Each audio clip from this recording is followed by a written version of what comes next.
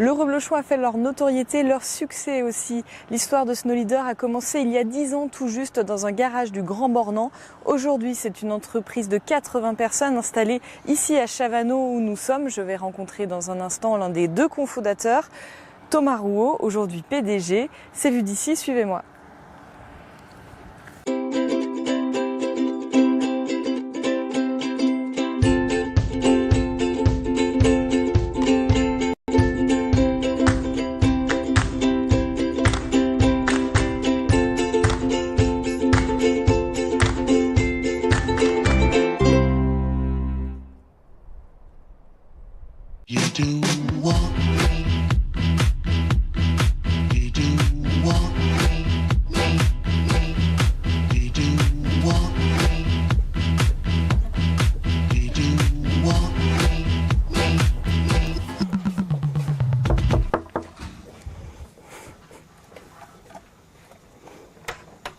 Bonjour. Bonjour, ça va? Ça va? Bienvenue. Merci bien, merci de m'accueillir ici.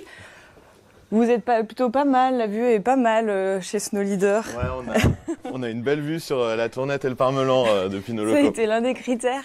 Ça n'a pas été l'un des critères, mais en tout cas, ça a été un des critères de position de mon bureau dans le bâtiment.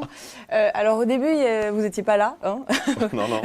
Ça a commencé, l'histoire de Snow Leader, c'est il y a 10 ans. Oui. Et ça a commencé dans un garage. On est parti d'un garage au Grand Bornand qui était mis à disposition par les parents de mon associé.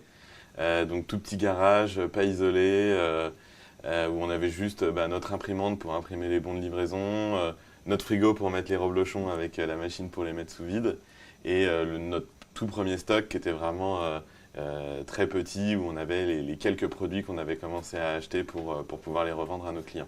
Voilà, vous avez parlé du reblochon. Ça a fait la notoriété et la force de Snow Leader, j'allais dire, dès le début. Vous avez créé un site internet pour vendre des produits, mais ça a fait la différence? Ouais, ça a été vraiment décisif dans notre communication, dans notre marketing. En fait, ça a permis déjà d'offrir quelque chose aux clients et donc du coup de se démarquer par autre chose que le prix. Et ça, c'était vraiment important dans notre stratégie puisque on voulait lancer un site internet mais en vendant des produits premium, des produits de l'année. Et en 2008, le web, c'était uniquement du déstockage. Donc en gros, le reblochon, ça nous a permis d'offrir un petit plus aux clients et surtout de leur montrer qu'on venait du Grand Bornand, des Aravis. Et ça, c'était important dans le conseil, dans la crédibilité qu'on voulait donner, dans le renseignement, les infos qu'on voulait donner sur les produits auprès des clients. Pourquoi un site internet? À ce moment-là, l'idée, elle naît comment? L'idée, elle naît... en fait, mon associé avait eu des magasins de sport en station, des magasins familiaux. Et lui, il voyait que du coup, les clients commençaient à se détourner petit à petit de l'offre traditionnelle des magasins. Et c'est vrai que moi, je me suis même pas posé la question puisque j'étais vraiment déjà dans l'ère du digital et je voulais lancer un site de vente en ligne. La question pour moi, c'était même pas posée. Elle s'est reposée après par la suite. Mais c'est vrai qu'au départ, ouvrir un magasin en dur, c'était... ça ne nous a même pas traversé l'esprit, quoi. Et le succès, il a été assez fulgurant et puis surtout, il continue. Il y avait vraiment, disons, une demande. Il y avait une demande. Elle a évolué au fil du temps. Mais effectivement, les clients avaient une appétence pour chercher des produits de niche sur Internet. Et donc, nous, on a essayé de répondre à cette demande en faisant évoluer notre catalogue au fil du temps. Alors maintenant, 80 personnes à peu près dans ces locaux tout neufs. Vous y êtes depuis une petite année? 2 ans maintenant. 2 ans. Oula, 2 ans. Le temps passe vite. On va aller voir un petit peu à quoi ça ressemble. Ça marche. On y va. Allons-y.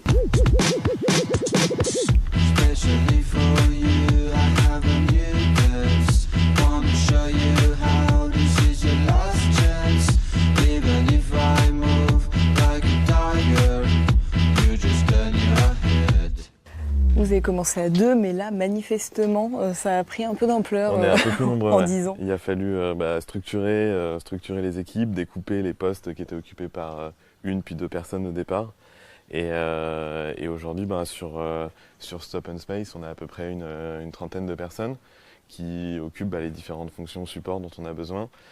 Donc là, par exemple, on a tous les achats hard goods qui s'occupent aussi de renseigner les clients. C'est-à-dire que chez SnowLeader, la différence par rapport à d'autres acteurs du e-commerce, c'est que c'est les acheteurs qui prennent en direct les consommateurs pour pouvoir les renseigner dès lors qu'ils ont une question technique sur les produits.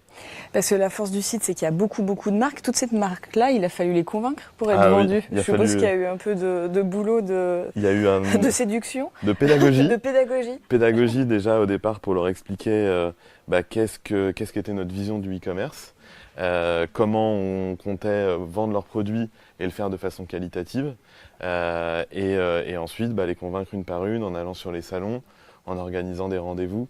Et c'est vrai que depuis qu'on a déménagé ici à Chavano, les locaux rassurent et les marques font venir leurs DIRCO internationaux pour leur montrer que la petite start-up a grandi et qu'on est devenu un acteur aujourd'hui incontournable de l'outdoor en Europe. Vous avez encore besoin de convaincre ? Oui, on a toujours besoin de convaincre. C'est aussi dans l'ADN de SnowLeader. On est arrivé il y a 10 ans sur le marché et on est toujours dans une... comment je peux dire ça ? Dans une stratégie de partenariat avec les marques et du coup on considère que rien n'est acquis, donc on est toujours en train de convaincre sur nos nouveaux projets. Le passage du 100% digital à l'omnicanal, ça a été une étape importante où il a fallu convaincre. Omnicanal, ça veut dire avoir des magasins physiques et des magasins physiques qui soient aussi adaptés à notre clientèle, donc avec des ordinateurs installés dans les boutiques. 100% de l'offre n'est pas présente dans le magasin, on a environ à peu près 5 à 6% des références qui sont dans le stock qui est en dessous. Donc les vendeurs s'installent sur un ordinateur avec le client de manière à pouvoir le conseiller et que le client fasse son acte d'achat sur un ordinateur. Et c'est assez nouveau aujourd'hui dans un commerce physique où normalement 100% de l'offre est proposée dans les rayons. Vous aviez imaginé tout ça il y a 10 ans ? Pas tout ça, mais c'est vrai que... il y avait déjà cette ambition-là. Il y avait déjà cette ambition en tout cas d'être un acteur outdoor au sens large, donc ne pas proposer uniquement que des produits hiver, on voulait vendre des produits à l'année pour tous les pratiquants de montagne. Une ambition de vouloir vendre des produits aussi sur toute l'Europe. Dès le départ, le site a été traduit en anglais dès le lancement, donc on n'avait pas cette vision de se dire on fera tant de chiffre d'affaires, on sera 80 personnes. C'était pas ça les ambitions, mais c'était de dire on veut être un acteur outdoor, on veut pouvoir vendre nos produits sur l'Europe entière et on veut être le catalogue référent sur les produits de niche pour les passionnés de montagne. Il y a une question que j'ai pas posée tout à l'heure, c'est pourquoi l'outdoor ? Pourquoi l'outdoor ? Parce que on est passionné de montagne et les sports d'hiver, le ski, le snowboard, c'est 4 mois de l'année et le reste de l'année, on est quand même en montagne et donc on pratique différentes activités, que ce soit l'alpi, le trail ou la randonnée et on voulait vraiment être l'acteur référent de la montagne et pas uniquement du sport d'hiver. Alors, croissance à 2 chiffres depuis plusieurs années, ça nécessite, donc on l'a vu, ces nouveaux locaux et des stocks énormes. Les stocks, effectivement, notre volumétrie de stock correspond à peu près à 20% du chiffre d'affaires. Donc le chiffre d'affaires étant multiplié par 2 à 3 tous les 3 ans, le volume de stock il augmente. Donc on essaye de trouver des solutions aussi avec nos fournisseurs pour être livrés le plus rapidement possible et avec des cadences. Mais c'est sûr que la volumétrie de stock, elle est importante. On peut aller voir ça ? On peut aller voir, bien entendu.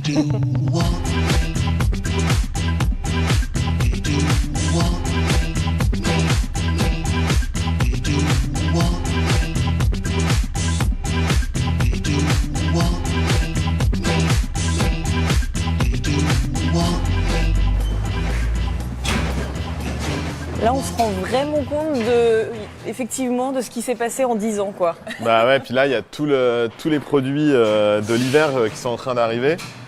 Tous les fournisseurs de produits de sport d'hiver sont en train de nous livrer. Donc là, on a du Nick Impex, du North Face, du Millet. Donc là, on est dans une phase où on est en train vraiment de ranger tous les produits dans le stock pour qu'au moment où le rush de la saison va attaquer, on soit en mesure de délivrer 2000 à 3000 commandes par jour qui puissent partir de Chavano pour l'Europe entière. L'hiver, c'est vraiment votre saison phare, même si vous tournez toute l'année ? Oui, alors l'hiver, c'est notre saison phare parce qu'il y a Noël et qu'à Noël, on vend beaucoup de produits été aussi.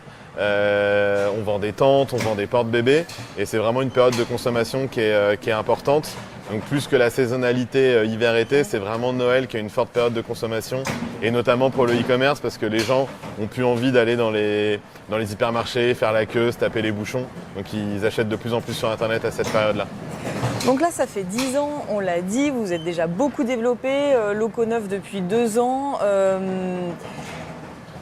Snow Leader dans 10 ans. Est-ce que vous êtes encore là ou où vous en êtes? Alors encore ici, je sais pas, ça on verra. C'est vraiment, ça dépendra de si on arrive à maintenir le rythme de croissance encore sur les 10 prochaines années. A priori, les premiers chiffres qu'on a sont plutôt très bons dans la tendance. Donc Snow Leader dans 10 ans, l'objectif c'est de positionner Snow Leader comme une enseigne multicanal. Donc c'est vraiment d'étendre notre réseau de magasins. Exactement. Pour avoir des points de vente physiques à proximité de là où sont nos clients. Donc aujourd'hui, on a identifié des zones en France, mais aussi en Europe, où on a une forte concentration de clients et ça nécessiterait d'avoir un magasin. Parce qu'aujourd'hui, les magasins Annecy, Chamonix, Lyon et demain peut-être hors des frontières françaises. Exactement. Aujourd'hui, on est présent dans 7 pays et on commence à avoir sur les premiers pays qu'on a lancés des zones où on a un nombre de clients qui est important. Et donc, on pourrait ouvrir un magasin. Les magasins, ils nous permettent à la fois de développer du chiffre d'affaires, mais aussi de proposer plus de services aux clients. Donc on a des centres de boot fitting, c'est des centres de retrait pour les colis, et on organise aussi beaucoup d'événements, donc des diffusions de films, des lancements de produits, et ça permet aux clients de pouvoir se rassembler, d'avoir un lieu où la communauté montagne de la ville se retrouve, et dans des zones comme à Londres ou à Paris, à Bruxelles, on a une forte concentration de clients. Et donc on a une demande parce que du coup quand ils se déplacent à Cham et en vacances et qu'ils voient la boutique, on reçoit souvent des emails sur Facebook qui nous disent à quand la boutique, parce que voilà, notre boutique c'est un lieu d'échange en plus d'être un lieu de commerce.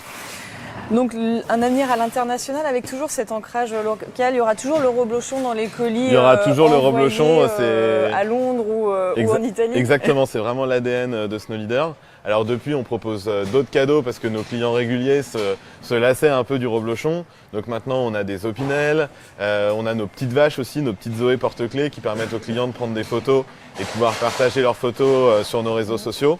Mais le reblochon, ça reste quand même l'ADN de Snow Leader. Chef d'entreprise heureux. Chef d'entreprise heureux. Serein. Occupé mais heureux. Occupé mais heureux. Merci beaucoup en tout cas de pour rien, la avec petite plaisir. visite, Thomas. Merci bien. Merci. À bientôt. Au revoir.